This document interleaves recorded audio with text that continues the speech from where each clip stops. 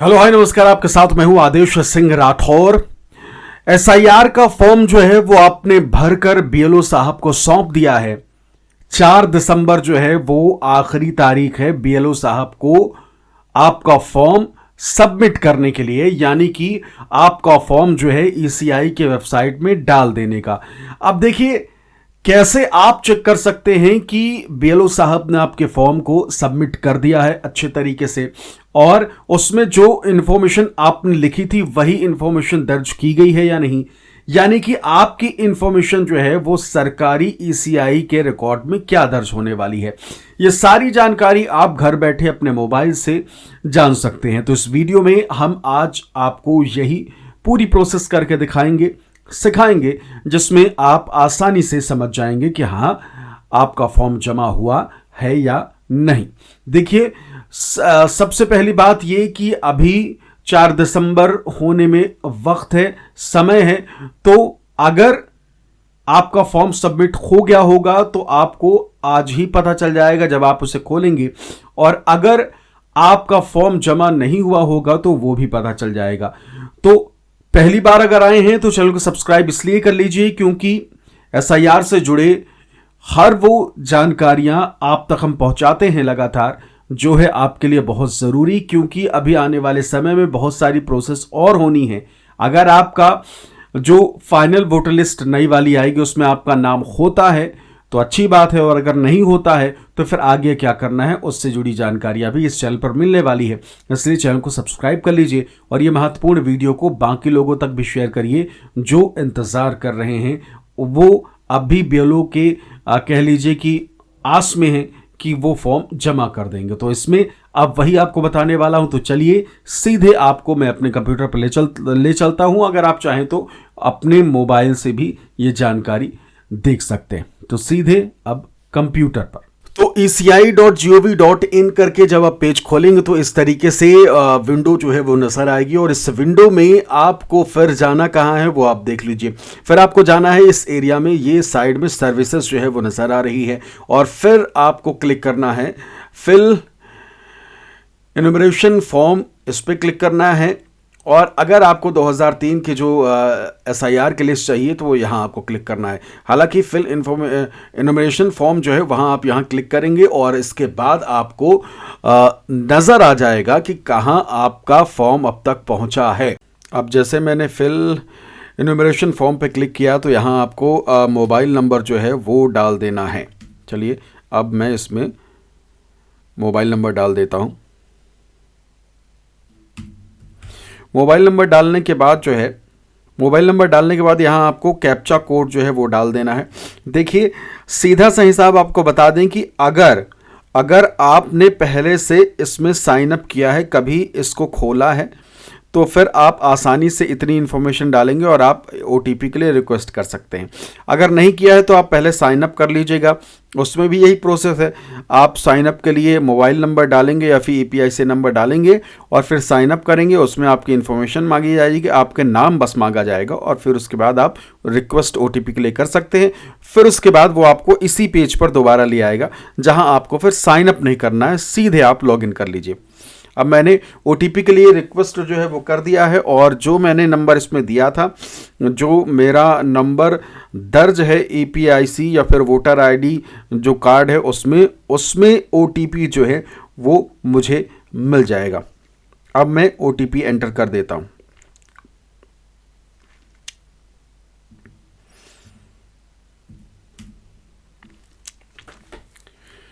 OTP डालने के बाद वेरीफाई एंड लॉगिन जो है ये मैंने कर दिया। अब फिर से हमें फिल इन्फॉर्मेशन फॉर्म वाले सेक्शन में जाना है, और देखिए अब यहाँ स्टेट जो है वो खुल गया है।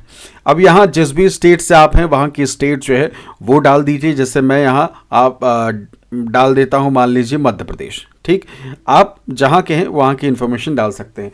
अब यहाँ आपको ईपीआईसी नंबर जो है वो दर्ज करना है। ठीक, इसके बगल में एक विंडो जो है ईपीआईसी की खुल गई है।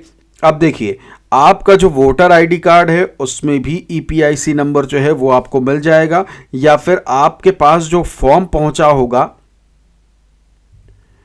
उसमें भी आपको ये नंबर मिल जाएगा। सीधा सा हिसाब है। और अगर आपने वोटर लिस्ट खोली होगी तो उसमें भी मिल जाएगा। सीधा सा हिसाब है कि अगर आप ये सर्च मार रहे हैं तो फॉर्म तो आपने जमा कर दिया होगा, अगर आपने फॉर्म की फोटोकॉपी निकाल ली होगी तो उसमें भी देख सकते हैं। तो आपको सीधा सा हिसाब है EPIC नंबर जो है वो यहाँ आपको दर्ज करना है।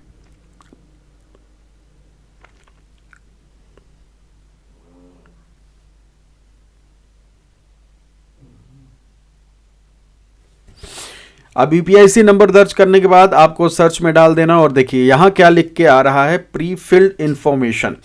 प्री फिल्ड इंफॉर्मेशन जैसे ही आप यहाँ देखेंगे यानी कि अभी तक आप की जो फॉर्म जो है वो फिलहाल जमा नहीं है। हालांकि इस चीज़ में जो अपडेट आपको दिख रहा है, एक चीज़ ध्यान में रखिएगा, वो ये कि आखिरी फैसला या फिर आखिरी जानकारी आपको सिर्फ और सिर्फ BLO देंगे। ऑनलाइन जितनी जानकारी हम आपको दे रहे हैं, ये इस वक्त आप ये वीडियो देख रहे हैं, हो सकता है कि आप इस वीडियो को 4 दिन बाद देखें, 5 दिन बाद देखें, कई दिनों बाद देखें, तो उस समय की स्थिति दूसरी हो चुकी होगी। ठीक है, तो आखिरी आपको यकीन करना है, विश्वास करना है BLO के ऊपर, सारी जानकारी BLO आपको देंगे। तो देखिए प्रीफिल्ड इंफॉर्मेशन जो है वो यहाँ नज़र आ रही है। इसमें आपको जानकारी सारी आपकी जो भी होगी, EPIC नंबर वाली जो जानकारी है वो सब यहाँ आपको दर्ज मिल जाएगी। यहाँ BLO का नंबर भी आपको नीचे मिल जाएगा, तो आप BLO के नंबर से, BLO से भी कांटेक्ट कर सकते हैं। तो फिलहाल ये शो ये कर रहा है कि आपका जो फॉर्म है, अब तक BLO साहब ने जो ऐप है या कह लीजिए जो सॉफ्टवेयर है, जो वेबसाइट है, उसमें BLO साहब ने अपडेट नहीं किया है प्रीफिल्ड इंफॉर्मेशन। इस वक्त ये इसीलिए शो कर रहा है। जैसे ही वो दर्ज कर देंगे उसके बाद जो है यहाँ ये दिखने लगेगा कि सबमिट हो गया है। देखिए एक चीज़ आपको बता दें कि अभी समय है, BLO साहब के पास बहुत काम है। हो सकता है कि आज नहीं तो कल, कल नहीं तो परसों, या फिर 4-5 दिन बाद, 1 हफ्ते बाद आपको यहाँ फॉर्म सबमिट जो है वो करा हुआ दिख जाए। हालांकि आपको इंतज़ार जो है इसका भी नहीं करना है कि यहाँ फॉर्म सबमिट हुआ दिखाए या ना दिखाए। सीधा सा हिसाब है कि जब नई वोटर लिस्ट आएगी उसमें अगर आपका नाम होगा तो फिर कोई टेंशन की बात नहीं है। तो आप इस चीज़ को लेकर बिल्कुल परेशान मत होइएगा कि यहाँ आपको नाम दिख नहीं रहा है, क्या करें, यहाँ तो कोई नाम ही नहीं नज़र आ रहा मेरा, यहाँ सबमिट का ऑप्शन ही नहीं दिख रहा है कि सबमिट हो गया है। तो इस चीज़ की टेंशन नहीं लेनी है। जब आखिरी वोटर लिस्ट आएगी उसमें आप, नई वोटर लिस्ट में आप आराम से चेक कर लीजिएगा।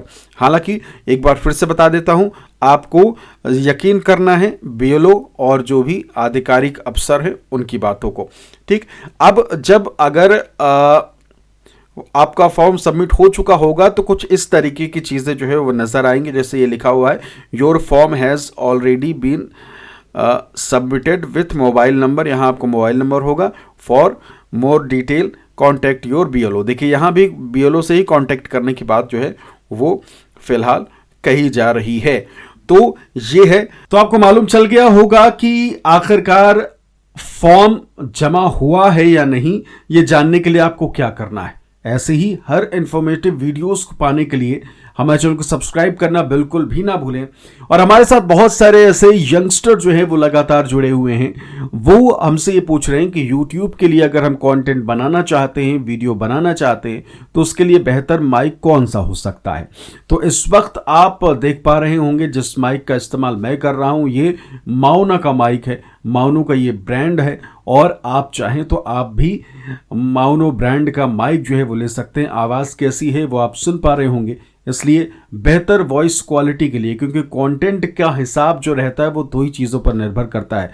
पहला, वीडियो क्वालिटी अच्छी होनी चाहिए और दूसरी, ऑडियो क्वालिटी अच्छी होनी चाहिए। अगर ऑडियो अच्छी नहीं है तो कोई भी दर्शक जो है वो वीडियो को बंद कर देगा। तो ऑडियो कैसी आप देख सकते हैं, नीचे मैंने लिंक दे दिया है, लिंक पर क्लिक करें और एक बार देखिए ज़रूर, माइक को रिव्यू ज़रूर करें और फिर उसके बाद आप अपना फैसला लीजिए कि आपको ये माइक लेना है या नहीं। लेकिन एक बार चेक ज़रूर करिएगा। फिलहाल इस वीडियो में इतना ही। नमस्कार।